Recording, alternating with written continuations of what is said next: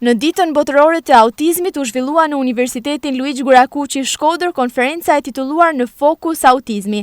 Organizator e kësaj konference ishte klubi Observer i studentëve të Fakultetit të Shkencave të Edukimit me pedagog specialist të kësaj fushë, mjek e të tjerë. Shqetësimi kryesor është se ka ardhur duke u rritur numri personave me autizëm, ndaj ka shumë rëndësi trajtimi i kujdesshëm i tyre, tha drejtori i këtij klubi, studenti Admir Dehati.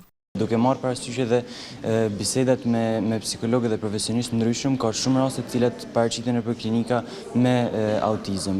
Prandaj është shumë e rëndësishme dhe konferenca këtë qëllim ka me organizu një takim multidisiplinar që me arritë në një zgjidhje dhe në një mënyrë trajtimi sa më efektive. Absolutisht që është një trajtim multidisiplinar, siç e thash, sepse çdo gjë fillon tek familja, pastaj tek shkolla që është arsimi i detyrueshëm dhe i nevojshëm, duke marrë parasysh edhe trajtimin me farmakologjik që prej mjekëve dhe trajtimi psikologjik që merret prej psikologëve. Drejtoresha e Zyrës Vendore të Arsimit Shkodër, Brisela Kadia, tha se tashmë jo vetëm në shkollën speciale 3 vjetori, por edhe në shkollat e tjera kemi nxënës të kësaj kategorie dhe u janë plotësuar kushtet e nevojshme për të integruar pa probleme. Ne kemi të i kalu në fakt dy stigma. Stigmën e familjes, që pranon faktin që mund të ketë një fëmijë të spektrit autik, dhe stigmën e shoqërisë për ta pranuar në shoqëri, në shkollë edhe në ambiente të jashtme një fëmijë të spektrit autik, pa paragjykime. Psikiatria Kledi Bala, pedagogja Fatbardha Osmaga, drejtoresha e Zyrës Vendore të Arsimit Shkodër Brisela Kadia,